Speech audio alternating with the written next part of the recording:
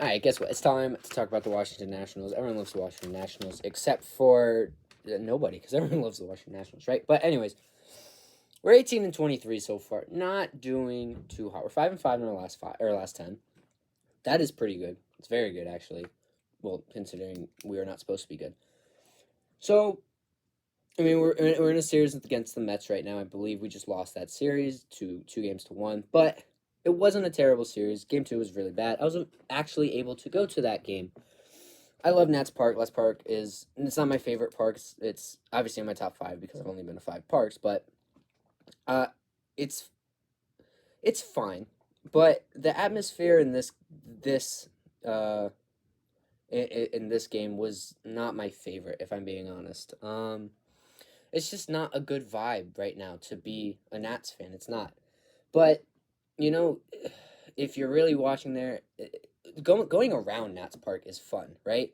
Because you see all the jerseys, right? Since the Trey Turner trade, every game that I've gone to, I've seen more and more classic Nationals jerseys, like the old Nat script or National script, the more blocky letter opposed to the cursive, right? I've seen that more and more and more and more across just the last 2.5 years, almost 2 years at this point. God, 2 years. 2 years ago, the Washington Nationals had Trey Turner, Max Scherzer. Strasburg wasn't entirely dead; he was pretty much dead. But Kyle Schwarber, God, the how times have changed, right? But fifth in the East, -20 run differential, not good, not good at all. But it is what it is, right? At the end of the day, the Nats are going to be the Nats, and it is what it is, right? But the most important piece, right, is the young guys and the trade pieces. Those are the two pieces we really, really need to focus on. And Dominic Smith is one of those trade pieces. Jeimer Candelario is another one. Jeimer's not doing too hot lately, but it is what it is. Dominic Smith also not doing too good. He gets on base though, 360 on base percentage. His big thing for me, at least, is his defense. His defense is extremely valuable to the Washington Nationals. It's really twofold, right? If his defense, everyone needs a defensive anchor at first base. You saw it last year with Trey Mancini on the Houston Astros. They were able to sub out Yuli Gurriel. They threw in Trey Mancini. He made a very, very, very clutch play, and I believe that was it Game 4, Game 3, Game 4, one of the two within that World Series against the Phillies on that liner down the line. He got it, right? That's very important to a championship team. You need solid defense at first base, and the Nats have that right now with Dominic Smith. The other fold is for your young guys, like CJ Abrams, who has struggled defensively, like we talked about last episode. 8 errors so far, 5 outside of opening day, but still 5 not very good, right? And then another guy, Luis Garcia. He has been in the first percentile in outs above average for his first 3 seasons of his career. That's not good. First percentile, not good. This year he's in the 75th percentile. That is very good. Now, yes, we were kind of sliding Luis Garcia all around the infield. Tried him out at shortstop last season. So, that's not his spot. Never was his spot. He doesn't have a good enough arm for it. But we do see, now that he has a set position at second base, it's very good for him. It's very beneficial for him. 75th percentile. That's very good. I would like to see a little more pop in the bat. Hard hit rate, barrel percentage. I need to see those go up. But at the end of the day, he's still young, right? He was I think he was the first guy in the 2000s to hit a home run. Born in the 2000s to hit a home run. Like that's very good. And the fact that he has gotten so much better defensively is just only signs to showing that he can get better offensively as well. Doubling back to CJ Abrams, under the hood does not look very good. He doesn't look very good under the hood stats, but over the hood, slightly better. He's batting 260. I'm rounding up a little bit, so we'll deal with that. But 259, I think 258, somewhere around there. But 260, right? He's come up clutch a couple times, and an issue though. Well, it's not an issue. I mean, it's kind of an issue. He's tied for the most home runs on the Nats right now with 4. I think him, Jeimer Candelario, and I think Joey Meneses are all out 4. That's not good. If CJ Abrams at 20, 21 years old, 22 years old is tied for your most home runs on your team, Yeah, it's not good. And they're 4. We're at 4. Like, come on. Like, the Nats, they don't got a lot of pop. We're a ground ball team, I guess, if you want, if you even want to call it that. But it is what it is, right? You got to take it. I mean, that's a win, right? Your quote unquote franchise cornerstone at shortstop is your best player, or you're tied for the most home runs. Not your best player. He's not your best player. Speaking of your best player, let's go to one of the other guys leading. Joey Meneses. Joey Meneses is most likely this team's MVP at the moment. Batting 300, 86 percentile on hard hit percentage, 722 OPS. Like, he's doing it. He's doing everything, and he's adjusting to playing DH every day.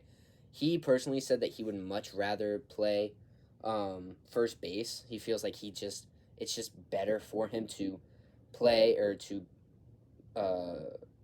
it's much better for him to have that break on the field opposed to sitting in the dugout and thinking, right? But you can find other ways to cope with that, right? Yeah, you're not out on the field, but you can watch film.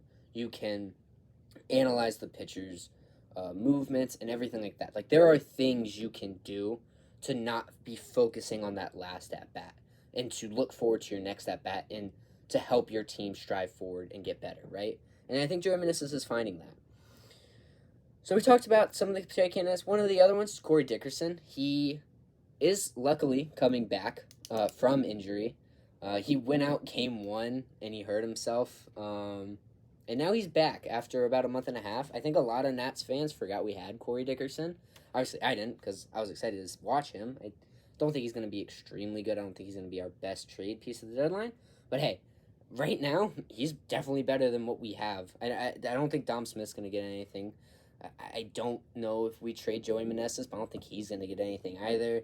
And Jeimer Candelario is most likely not going to get us anything either. So, Corey Dickerson, right? I mean, I'm saying we're not going to get anything, but, you know, Mike Rizzo's done a very, very good job at getting good pieces, right? Like, he traded John Lester for half a season of John Lester in 2021 for Lane Thomas, who's for the first couple weeks of the season was arguably our best player. Again, streaky player, which was his issue in St. Louis, and is still his issue now in Washington. But it's very that's good, right? Riley Adams, our backup catcher right now. We traded for Brad Hand, who arguably had the worst year of his career in Washington. He is my least favorite national of all time. He's probably my least favorite player of all time is Brad Hand. And we traded him for Riley Adams, who's a serviceable backup catcher at best. Like, he's not good, and neither was Brad Hand, but Riley Adams, it's better than having what nothing. Because if we didn't trade Brad Hand, he would have walked. We would have let him walk in free agency. Anyways, Robles, our other cornerstone player, went down with an injury. That's cornerstone. I say cornerstone, but we're probably going to let him walk in free agency too now.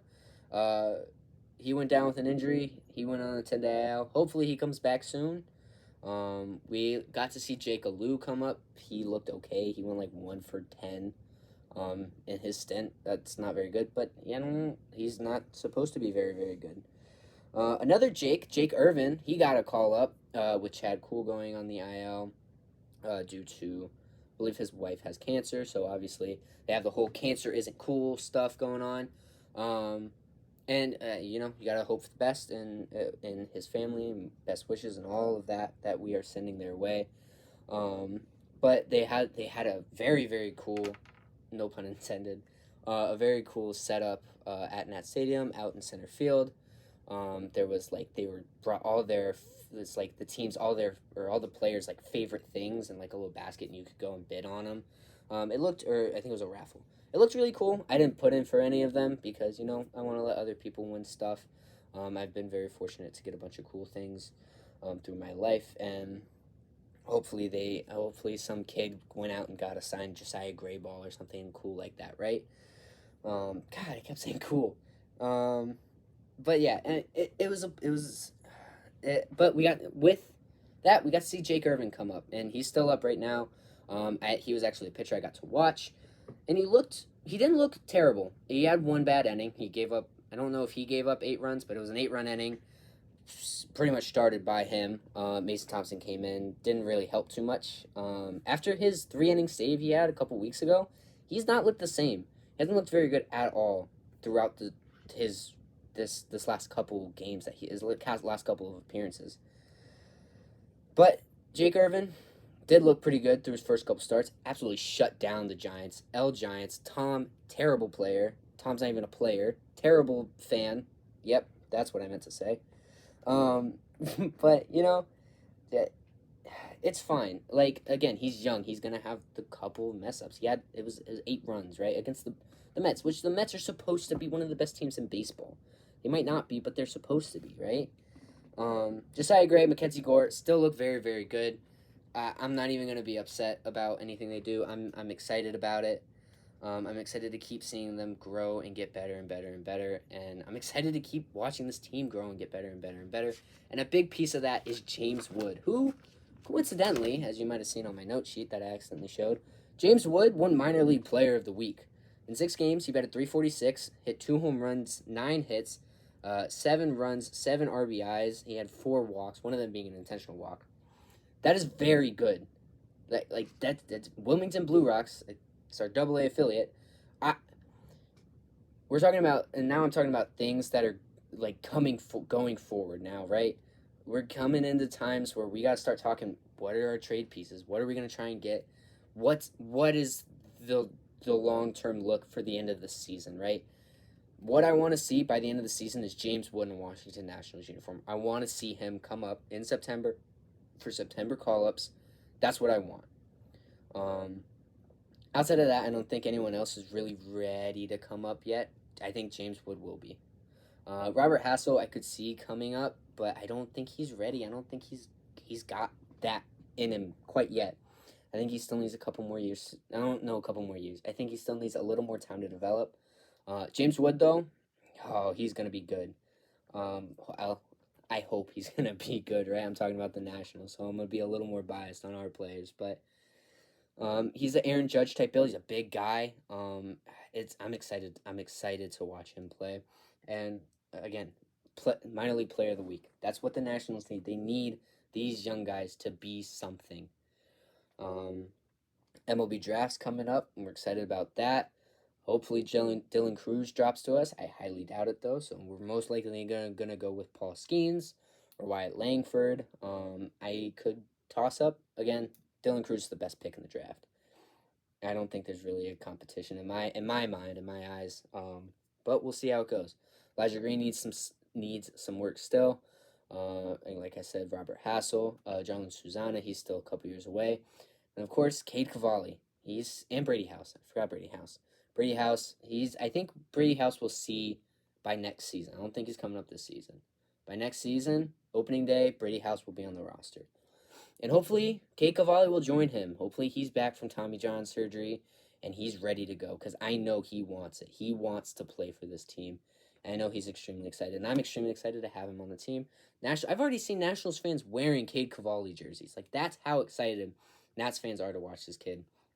And we would have had it this year, but the injury bug bit him, and hopefully he comes back just as good, if not better. And I'm excited to watch the Washington Nationals going forward, and I'm excited to see what happens. And let's go on to Tom, and let's hear about him talk about his trash Giants. Anyways, see you guys.